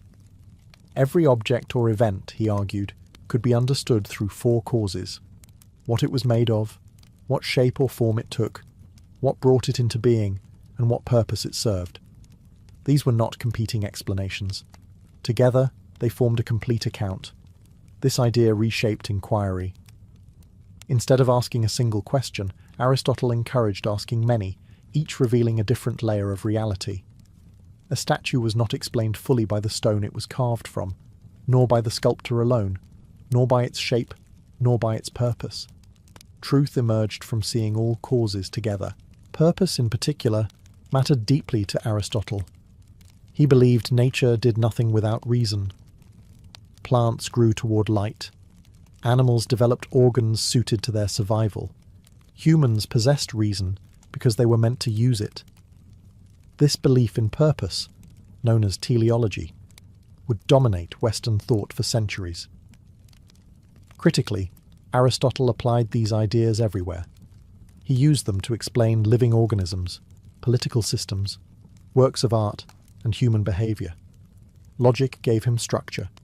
Causes gave him depth. Together, they allowed him to build explanations that felt complete rather than partial. Modern science would eventually reject some of Aristotle's conclusions, especially his assumptions about purpose in nature, but it inherited his ambition to explain the world systematically. Even when later thinkers disagreed with him, they argued on terrain he had defined. In this chapter of his life, Aristotle did something extraordinary. He did not just offer answers. He designed the tools by which answers could be sought. Thought itself became something that could be studied, disciplined, and improved, and Western philosophy would never escape that framework again. As Aristotle's work expanded, he turned from explaining the world to confronting a more intimate problem: how humans ought to live within it. For him, ethics was not about abstract rules or divine commands. It was about practice. A good life was not declared, it was built, habit by habit, choice by choice. Aristotle rejected the idea that virtue came from birth or inspiration alone. Instead, he argued that character was formed through repetition. People became just by doing just acts, brave by performing brave acts, and temperate by practicing restraint. Morality, in his view, was closer to a skill than a belief. You learned it the same way you learned music or athletics, through training. Central to this vision was his idea of the mean. Virtue existed between extremes. Courage lay between cowardice and recklessness. Generosity lay between miserliness and waste. The correct action depended on context, judgment, and experience. There was no universal formula that could replace wisdom. This made Aristotle's ethics demanding. You could not outsource moral thinking. You had to cultivate it. Happiness, or flourishing, was the ultimate goal. But Aristotle did not define happiness as pleasure or comfort. He described it as a life of activity in accordance with reason. Humans were rational animals, and to live well meant using that rationality fully. A life without thought, no matter how comfortable, fell short of its potential. Importantly, Aristotle believed ethics could not be separated from community. No one became virtuous alone. Families, friendships, and political structures shaped character. Laws mattered because they trained citizens over time. Bad laws produced bad habits. Good laws made virtue easier. Ethics, therefore, was inseparable from politics. This view made Aristotle both practical and controversial. He accepted hierarchy as natural, and believed not everyone was equally capable of virtue in the same way. Some of his conclusions, especially regarding women and enslaved people, reflected the limits of his society rather than universal insight. Yet even here, his method remained consistent. He observed existing structures and tried to explain how they functioned, not how they ideally should. What makes Aristotle's ethics endure is its realism. He did not promise moral perfection. He promised improvement.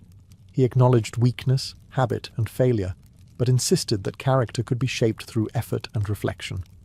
In framing ethics as a lifelong practice, rather than a rule book, Aristotle offered something rare in ancient thought.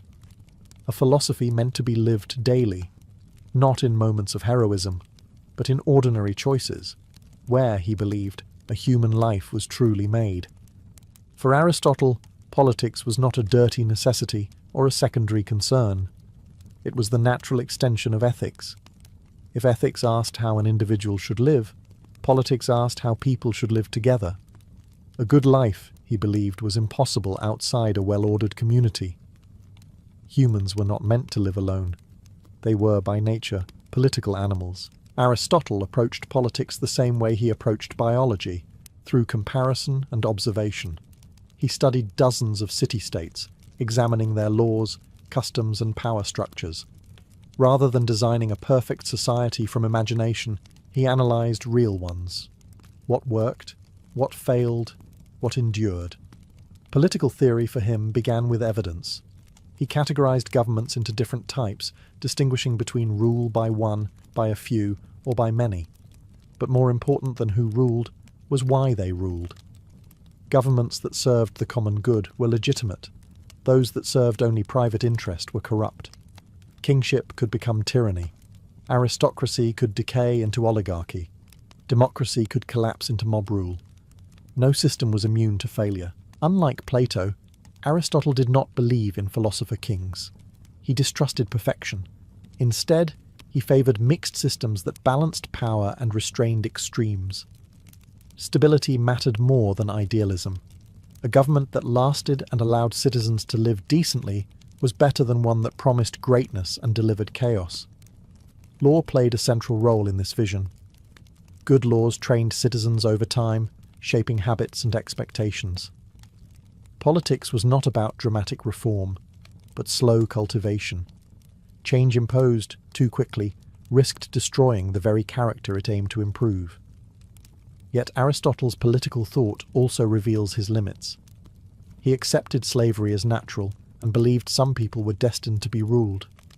He excluded women from full political participation. These views were not accidents. They reflected the social boundaries of his world. Aristotle analysed reality as he found it, and sometimes failed to imagine how it could be otherwise. Still, his method mattered.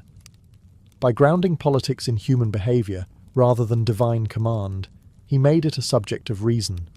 Power could be studied, constitutions could be compared, failure could be explained. Aristotle's politics was not about utopia. It was about managing imperfection. He understood that humans were flawed, driven by desire, fear, and ambition. The task of politics was not to erase those traits, but to channel them into something stable. In doing so, Aristotle laid the groundwork for political realism. Governments would rise and fall, but understanding why they did so was the first step toward governing wisely, even when perfection remained out of reach. As Aristotle's influence grew, so did resentment.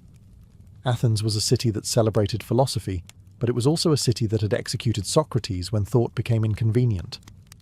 Aristotle understood this history intimately, and near the end of his life, it would shape one of his most decisive choices. After the death of Alexander the Great, Athens turned sharply against anything associated with Macedonian power. Aristotle, despite having lived and taught in Athens for years, was suddenly vulnerable. His past as Alexander's tutor and his connections to Macedonia became liabilities. Philosophy did not protect him from politics. It never had. Charges were brought against him for impiety, the same accusation once used against Socrates. The specifics mattered less than the atmosphere. Aristotle recognized the pattern. Athens was looking for a symbol to punish, not a truth to uncover. He famously remarked that he would not allow the city to sin twice against philosophy. Rather than stand trial, he chose exile. This decision reveals a side of Aristotle often overlooked. He was not reckless. He did not romanticize martyrdom. He believed reason mattered more than symbolic sacrifice. Preserving one's work, one's students, and one's ability to think freely outweighed the honor of public defiance. Wisdom, in his view, included knowing when to withdraw. Aristotle left Athens and settled in Chalcis, where he lived quietly. His final years were not filled with lectures or public debate, but reflection. The man who had categorized governments now experienced their instability firsthand. The thinker who believed in law witnessed how easily law could be weaponized. This exile underscored a harsh truth Aristotle never denied. Reason was fragile in the face of fear and power. Philosophical systems could be elegant and rigorous, but they existed within societies that were emotional, reactive, and political. No amount of logic guaranteed safety, yet Aristotle did not abandon philosophy. Even in retreat, his work continued to circulate among students. The Lyceum endured. Ideas moved even when bodies were forced to flee. In this chapter of his life, Aristotle embodied his own ethics. He chose the path that preserved thought rather than pride. He accepted imperfection rather than risk annihilation. Exile for him was not defeat. It was the final acknowledgement that philosophy must survive the world it seeks to understand, even when that world turns hostile. When Aristotle died in exile in 322 BCE, there was no sense that the world had just lost one of its central minds. He left behind no political movement, no empire, no dramatic final stand. What he left instead were texts, dense, technical, unfinished in places, and almost entirely misunderstood in their own time. For centuries, his influence would be indirect, fragile, and nearly lost. After his death, Aristotle's works did not circulate widely in polished form. They survived largely as lecture notes, teaching manuals, and internal documents preserved by his students. Some were copied, others were forgotten. Many disappeared altogether. For a time, Plato's more elegant dialogues overshadowed Aristotle's methodical prose. Philosophy favoured beauty over precision. The real resurrection of Aristotle came much later, carried across cultures rather than generations. Islamic scholars preserved, translated, and expanded his work at a time when much of Europe had forgotten it. His logic, metaphysics, and natural philosophy were studied intensely, commented on, and refined. When these works re-entered Europe in the medieval period, they did not arrive as curiosities. They arrived as a system. Aristotle became the backbone of education. His logic structured how people argued. His categories shaped how reality was divided. His ethics framed debates about virtue. His politics influenced theories of government. For nearly 2,000 years, to think seriously in the West was to think through Aristotle, whether one agreed with him or not. Even the scientific revolution, which overturned many of his conclusions, did not escape his influence. Early scientists defined themselves by rejecting Aristotle precisely because he had defined the terrain so completely. His mistakes mattered because his questions were foundational. What makes Aristotle's legacy extraordinary is not that he was always right. He was often wrong. It is that he believed everything could be studied, organized, and understood through reason. He refused to limit philosophy to the heavens or the soul. He brought it into plants, animals, laws, friendships, and daily life. Aristotle did not give the world a single doctrine. He gave it a habit of mind. Observe carefully, define clearly, ask why, look for causes, accept complexity. That habit outlived empires, religions, and revolutions. And in that sense, Aristotle did not merely influence Western thought. He helped teach it how to think at all.